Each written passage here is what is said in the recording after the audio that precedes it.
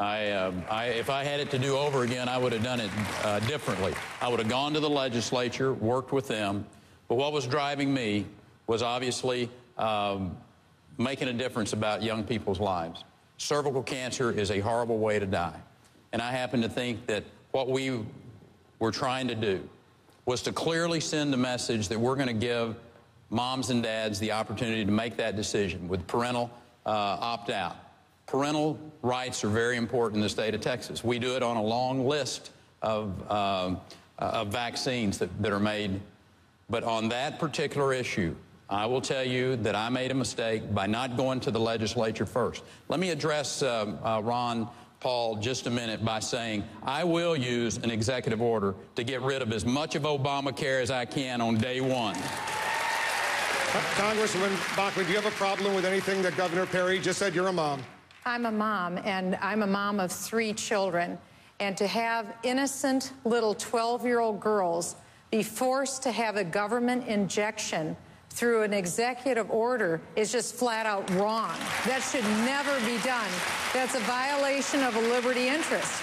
That's little girls who have a negative reaction to this potentially dangerous drug don't get a mulligan. They don't get a do-over. The parents don't get a do-over. That's why I fought so hard in Washington, D.C. against President Obama and Obamacare. President Obama, in a stunning, shocking level of power now, just recently told all private insurance companies, you must offer the morning after abortion pill because I said so, and it must be free of charge.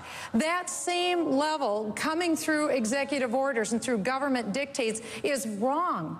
And that's why, again, we have to have someone who's absolutely committed to the repeal of Obamacare, and I am. I won't rest until it's repealed. Governor Perry respond.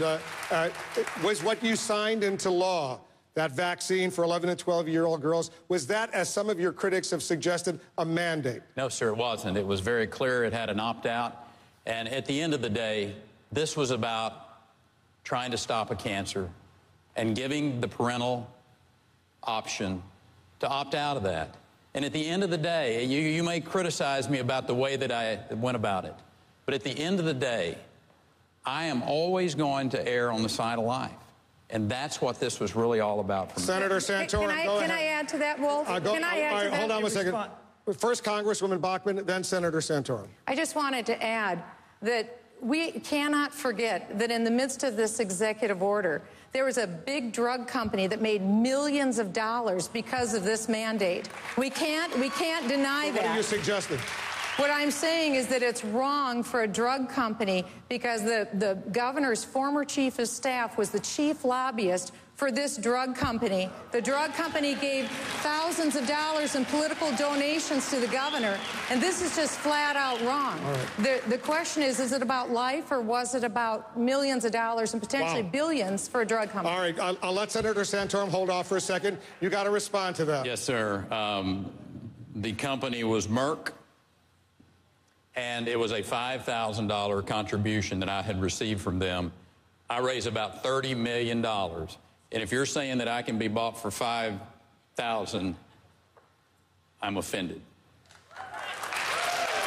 Well, I'm offended for all the little girls and the parents that didn't have a choice. That's what I'm offended for.